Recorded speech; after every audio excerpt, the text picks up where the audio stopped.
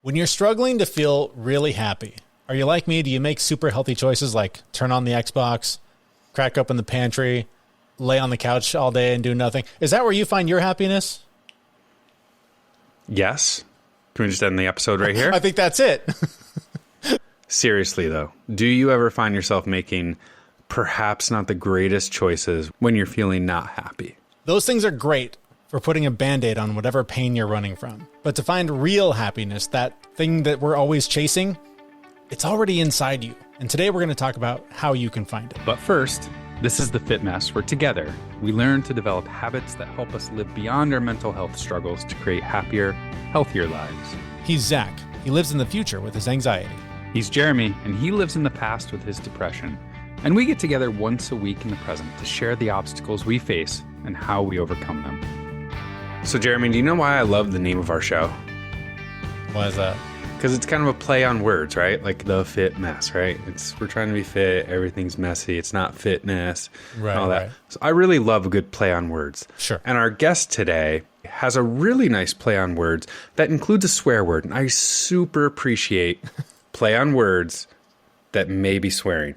And our guest today is Andrea Vallely from Shift Happens, and I cannot wait to talk to her. One of the things you're going to hear in the interview with Andrea is a word that I don't think either you or I had heard prior to this interview, Zach, and it was decreating. When it comes to the stories you tell yourself, the things you believe about yourself, doing the work to decreate those things so that you can start to have a better relationship with yourself, whether it's that traumatized inner child or the person within you that you still struggle with every day. Working to decreate those stories is such a powerful way to look at the way that those things have an impact on your life.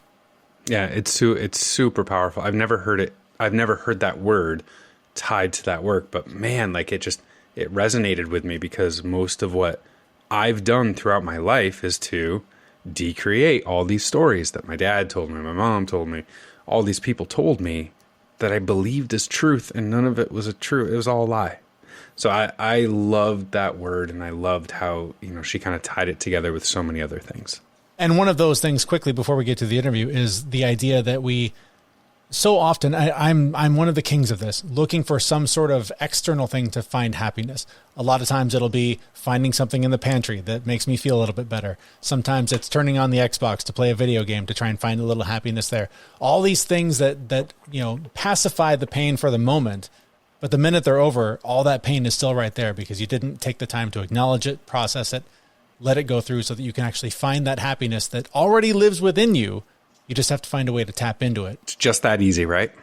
Just that easy. So I actually met Andrea a few weeks ago, and we were having a conversation around that very thing, what it means to find that inner happiness, to find that inner well-being that is drowned out by all the crappy stories you tell yourself and all the external things you're turning to for happiness. So again, our guest is Andrea Vallely from Shift Happens, and we started by talking about that. How do we stop looking outward for happiness and find it inside by decreating all of those old stories? We're trained innocently to believe that our happiness and peace of mind is outside of us. We're trained to believe it's in things. So it's the I'll be happy when syndrome. When I get that, when this happens. And what we're doing when we are in that belief system is we're literally chasing our tail. The world is our mirror. So if something on the outside is not the way that we want to see it, it's not about fixing the outside. That would be like trying to, you're watching a movie and going up to the screen and thinking, I don't like this scene. How am I going to change it? No, the movie's coming from the projector. So it's an inside job. Our well-being, our peace of mind comes from within. So it's a matter of flip-flopping this idea that we have about how the world looks and how we want it to be different, and looking within, going within for our peace of mind. Because at our core, we are all of us, absolutely perfect. But we have been trained and conditioned to believe otherwise. That's really the essence of it. But when you begin to see that your natural well-being is already within, you learned how to calm the mind, you learn when to listen to your inner genius, when it's your inner genius, and when it's outside influence like conditioning and our ego going to town and all this other stuff. When you get very connected to that truth, life just as a result gets easier. So whatever it is that you want to accomplish, it's not that we don't have goals. Of course we have goals, but you accomplish those things from a peaceful state, from a strong foundation, rather than just trying to accomplish things where literally it's like, you're living on a foundation of quicksand, which never works. So it's about getting that foundation strong, which is already here. And then whatever it is that we want to accomplish, we're accomplishing it from a solid space. As, somebody who years ago came to that conclusion that I was focused on the outside and I had to turn my eyeballs around and look on the inside, and that's where the value was. That was painful. That was hard. Yeah. And I am fully on board. I completely agree with you 100%. How does one do that? What is there a moment? Like, how do you have to get to a low point? Like, and how do you start to make that shift? Can it happen quickly? Is it take a long time? Yeah. Well, I hope you don't have to get to a long point or to a low point, because that would really suck, right? I think people are getting curious now because it looks to me like we're realizing that our peace doesn't come from the outside. I feel like people are waking up to it. But the way to do it is to begin to quiet your mind. It's just to begin to slow down. Now, when you slow down, it doesn't mean that you're not productive. It just means that you actually take the time. It's like the train is going so quickly in one direction. It needs to go in the other direction. You've got to slow down the train and bring it to a stop in order to jump the tracks and go in the opposite direction. So the way to begin, believe it or not, it's the simplest thing. It's beginning to pay attention to the breath. Like that's your recipe for starting to get in touch with peace and well-being. Like that's it. Because the breath, it's our natural ability to rest and relax. Like we are normally running around, hopefully not normally, but a lot of us in fight or flight.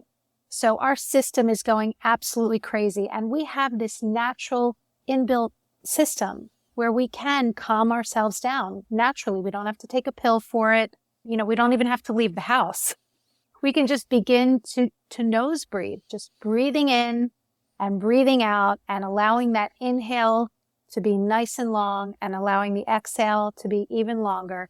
And that will naturally calm us down. And just by beginning to create some of that peace in your life, then you can begin to actually do the work where you start to reflect on, well, what's really important to me? What do I really want? What am I passionate about? I think that gets lost so easily is we're not trained to do what we're passionate about. We're a lot of times trained to think, well, I need to get this degree. I need to do that. I need to make this. And then when I retire, I'll do what I'm passionate about. And it's really the other way around, because if you follow your passion and you get in touch with your inner genius, you get in touch with your heart, what you love to do will create everything that you need in life. So I'm curious about your struggle with this, because I've heard advice. I've given this advice of, slow down, take time. Don't let the world, lead you around with a leash like a dog. Yeah. I imagine, like most of us, it's not perfect for you. So where are you at in this? Are you at a place now where where you can see it in a moment and stop it and get it under control? Or do you still lose it and the world, and right. just, do you still fight with it too? Or do you have it completely under control and life is perfect? Well, no, life is not perfect, but the difference is I'm wise to myself. That's the difference, is that when I'm feeling frustrated, disappointed, sad, annoyed, whatever it is, and my ego absolutely hates this, but my ego knows that it's not outside of me. And that's the hardest part, because my ego wants to blame. My ego wants to say, I'm sad because, I'm angry because, I'm pissed off because, whatever. Blame, blame, blame, blame, blame. My ego wants to go to town with that.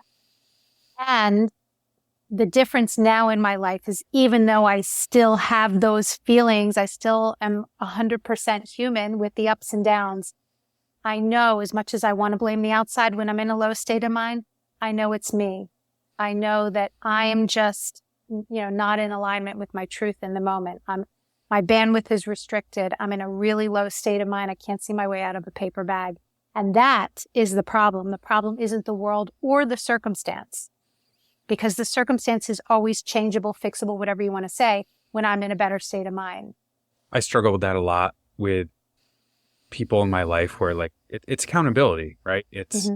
when something bad happens, whether it is, a personal internal thing or something outside, you really do want to blame someone else. And Mm-hmm. that, I mean, unfortunately, that's something that a lot of people do. And it's an accountability thing.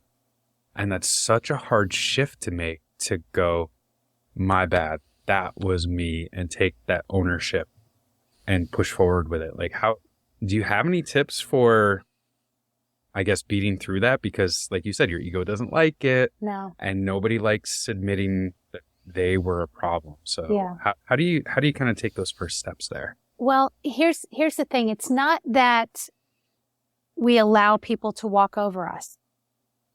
It's that we realize, oh, they're not responsible for my happiness and peace of mind. That is my responsibility.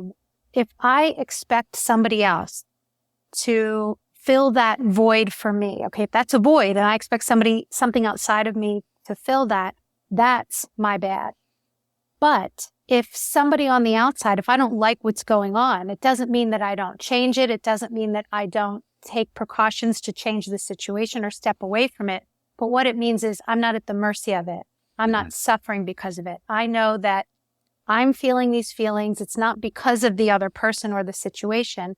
It's because I've got some insecure thinking going on that I've made up about the world not being perfect the way it is. And I don't have to suffer because of it, but I may still make those changes, and I find that, it's about evolving. It's about our spiritual evolution. And as our frequency changes, as our awareness, as we become more aware, as we wake up, there will be situations in our life that at one point were fine for us that are no longer fine for us. There will be people in our life that at one point were fine for us that are no longer fine for us. But what happens is that it's not a problem because you feel that evolution within yourself and you're okay. Every shift is coming from love. Every shift is coming from love. Even if it doesn't feel good, we know that it's coming from love. So that's the game changer. And again, it's not that there's not discomfort. It's not that we don't get sad or that I don't get sad. It's not that I don't go through all of these feelings, but I know the feelings are not because of someone outside of me. The feelings are because there's a part of me that believes that my happiness is based on that situation. And I know that's not true. So that's the game that I have to play in my mind. You know what I mean? Knowing, oh, wait a second. This is an illusion that I'm buying into. I'm buying into this illusion. I'm giving it meaning. Mm-hmm. So I'm deciding whether I suffer or not. And then whatever makes sense, whatever shift makes sense, if it's a job, a friend, a relationship, whatever it is, if I will make that shift, not from a place of anger or judgment, but from a place of love. So that's really the difference. You mentioned the discomfort and the pain that comes with those moments. A lot of people cope with that in really unhealthy ways. You've mentioned the breath, like when you're sort of caught in the storm, to sort of center yourself there. A lot of people, and me in the past included, would often run to the fridge and find a beer to pour on that fire and try and put it out. What are some healthier ways? How do we learn to sit with that discomfort and allow it to process naturally rather than letting it take up space in our body and lead to the damaging effects that we know that negative stress does have on our bodies? Yeah. Well, first of all, it's okay to feel all those things. It's a matter of not owning them, just allowing those feelings to move through you. So, for me, it's acknowledging the feelings, allowing them to move past me or to move through me without attaching to the story. And this takes practice because when we're feeling upset, we've got a because going on. I'm upset because. So to detach from the because, which the ego doesn't want you to do, but to detach from that because and just allow yourself to actually feel the beauty of those feelings, feel the energy behind those feelings, and allow them to pass without attaching to the story. That's where the magic happens. That's where you transmute the energy rather than either keeping it inside and pretending it's not there or, whether it's alcohol, food, relationship, sex, drugs, whatever it is. It's actually transmuting it so that it doesn't sit in the body. We're not pretending that it's not there. We're allowing the energy to move through us. So, that's the magic of appreciating these ups and downs that we have as human beings, the feelings that we have. Because guess what? If we never feel the lows, how can we appreciate the highs? We can't. But if I'm in the lows though, and I'm listening to this, trying to feel better about myself, and I'm hearing, all I need to do is appreciate how crappy I feel right now. Yeah, I can hear the listener right now going like, how the hell am I supposed to do that? They're how do calling you me see names. it that way? Right? Yeah. Well, here's the thing. At the moment, it's not easy to appreciate it, but it's about allowing it to, it's, you don't want to pretend it's not there, but then you don't, but here's where like Gestalt therapy goes wrong, in my opinion, is that Gestalt therapy is, well, I'm just going to beat it out, into a pillow or something, but you're beating it out and giving it energy. You're beating out the thing that you're making up is causing your distress. So when you allow that to move through you without the story behind it, that's the clincher. It's like without the story, just the feelings. I'm not saying this is easy. This takes practice. That's how we transmute it. When we beat it out of ourselves with the anger towards something, we're giving it energy. We are actually creating more of it. We're innocently creating more of it. So it is allowing it to move through you. But the other thing that I want to say is like, listen, if you're feeling that distress, I mean, to me, the best thing that you can do if you're not able to just allow it to move through you in the moment is literally move. Go to the gym, go outside for a walk, do some jumping jacks. I mean, that just gets your endorphins flowing. I mean, I know for myself, if I'm in a low mood and I, go to a yoga class or I go to the gym or, just hop on a bike, which I don't do very often, but the gym and the yoga class I do very often, right?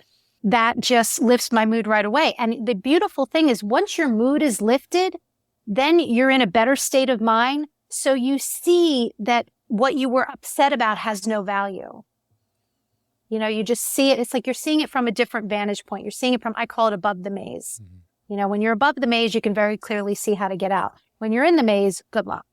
I got to share one thing because like everything that you're describing, Jeremy knows exactly where I'm going with this because 2.5 years ago, my wife and I got divorced. We came to the decision. It was the right decision. And I had this day where we decided and we're like, we're going to do this. Yeah. And I just sat with it. It was painful. There was a lot of emotions. It was sorry, like all of these things. And I sat with it for 3 days. It was like, I'm going to feel these things. I'm going to feel them. Meditate. I'm going to breathe. I'm just feel them. I didn't blame anyone. On the third day, like the fog kind of lifted and I was just like, hey, I'm okay. I'm all right. You just described like that experience that I went through. So I really wanted to share that with you that like, hey, here's an experience of this. But I wanted to tell people who are listening that like, hey, it doesn't sound easy and it is painful, but I've done it. Like it actually works. And Jeremy picks on me because he's like, oh, you grieved for 3 days over your 20-year marriage and you're good. Like, no, I did it differently. And it allowed me to get through it a little bit easier. Yeah. Wow. That's beautiful. And that's, I'm going to say really very fast for you to have gone through that, after a 20-year marriage. That's huge because usually there's a lot of contemplating on something like that because it's big. It looks big to us as humans. Looks big to us. And it is. We feel that. So that's really, really brilliant.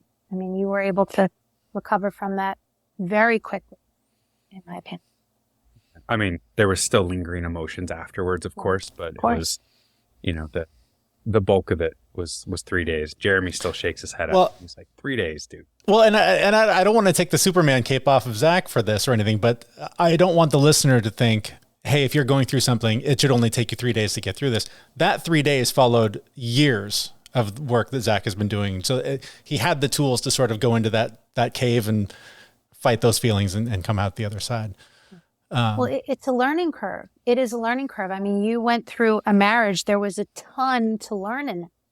And, if we don't learn it once, it's going to come back and bite us. Like there's so much to learn from that. So I think like those are the nuggets. Or to realize, okay, who am I now? How did I grow? What did I learn? And what can I do differently or not? One of the things that comes to mind with this is, as I imagine Zach in that space or anybody sort of trying to cope with those feelings and the amount of negative self-talk that must pop up. Like, I screwed this up. What did I do wrong? This is something I lived with my entire life until about a year ago. Some work I did finally destroyed that voice. I literally remember the last time I had a full negative thought and went, wait, that's not true. And So I don't deal with that anymore because of the work that I've done. For someone who's still struggling with, I'm an idiot, I can't believe I screwed this up, what's wrong with me? How do they get themselves through that awful cycle? Well, here's what I want to share, which to your point, right? It was like a couple of weeks ago, I found myself so upset over a situation, like so upset. And I came home and I was like, oh my goodness, I am so crazily upset about this situation. I couldn't get over how affected I was by it. So I was in that state of like, I should know better. You know what I mean? I do this for a living, I should know better. But it was so interesting because what I came to terms with was I realized that, oh my God, I felt like I was back in elementary school. And I realized I had this stuff from elementary school that, as we say, got triggered. And I realized that's where the pain came from. It was so amazing because I said to my husband, I'm like, oh my God, I don't think I've thought about this in like 30 years. Like, where did this even come from? But it hit me over the head and it hit me hard. So I really had to sit with it. First of all, I had to acknowledge and see what it was. And then I had to sit with it. And to be honest with you, do you know what I did that like really, really helped me? Was I did this havening technique, which I can't even really explain. Just go Google it. Like go on YouTube and look up the havening technique. I literally did this, which my husband sent it to me. He was like, here, this will make you feel better. And I have to tell you, it honestly did. It honestly did. But I had to see what it was. And it actually took me a little bit of time because I'm like, how am I so triggered by this? This is crazy.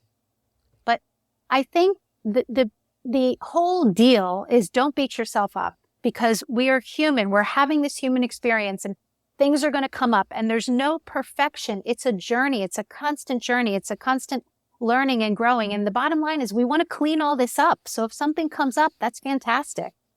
We want a clean vessel. And the only way we're going to get a clean vessel is if we acknowledge what's still around. So there's nothing wrong with that. It's the whole thing is like, please, please, please don't beat yourself up. Like just be so okay with wherever you are.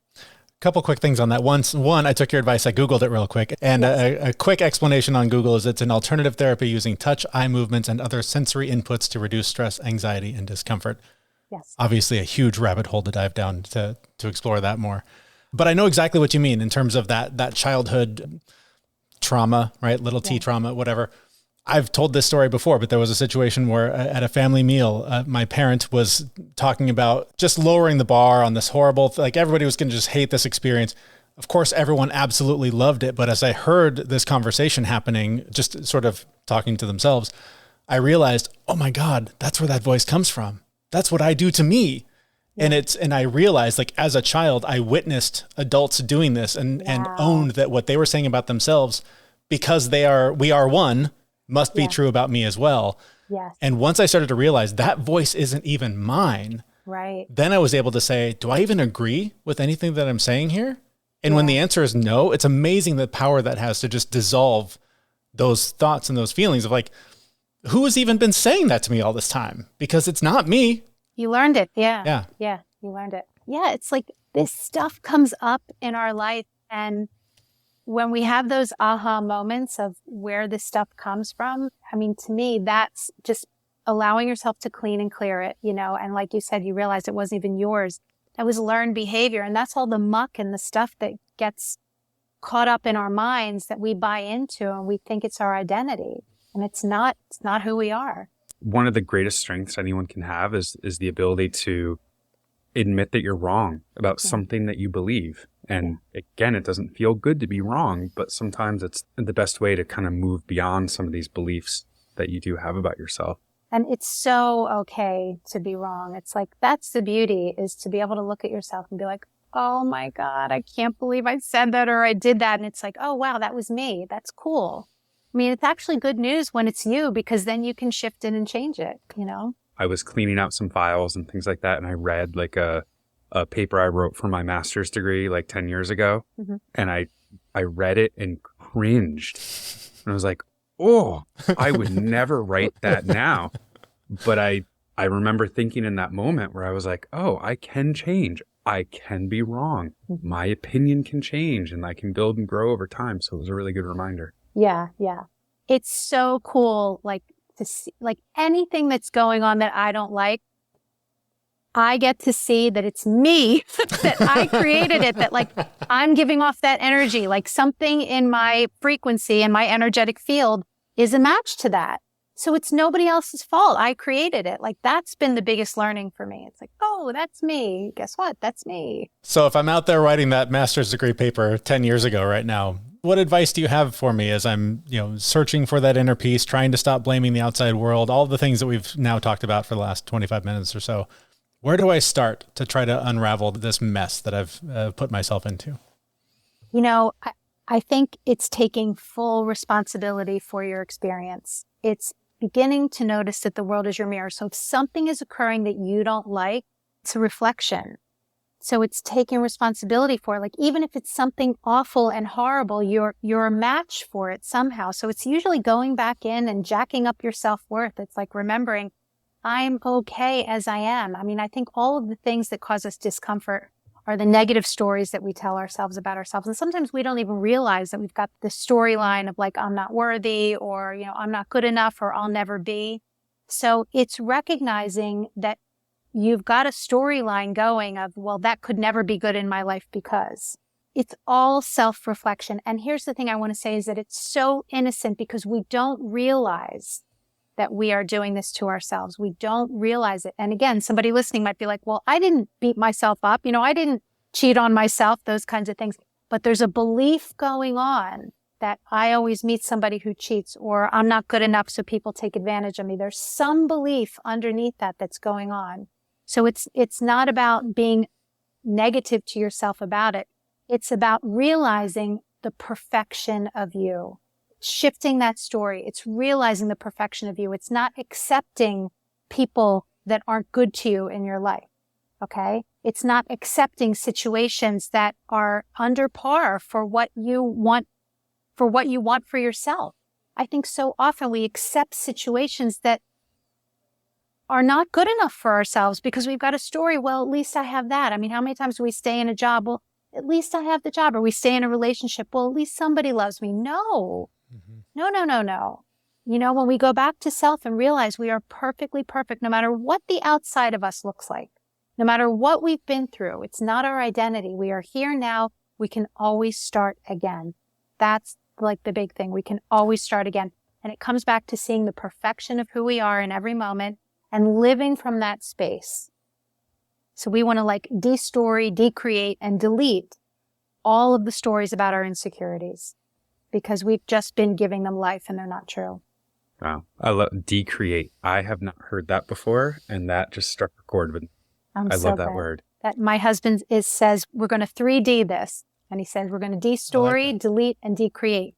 And because there is no time, space, and matter, okay, now I'm getting a little weird, but because everything's linear, right?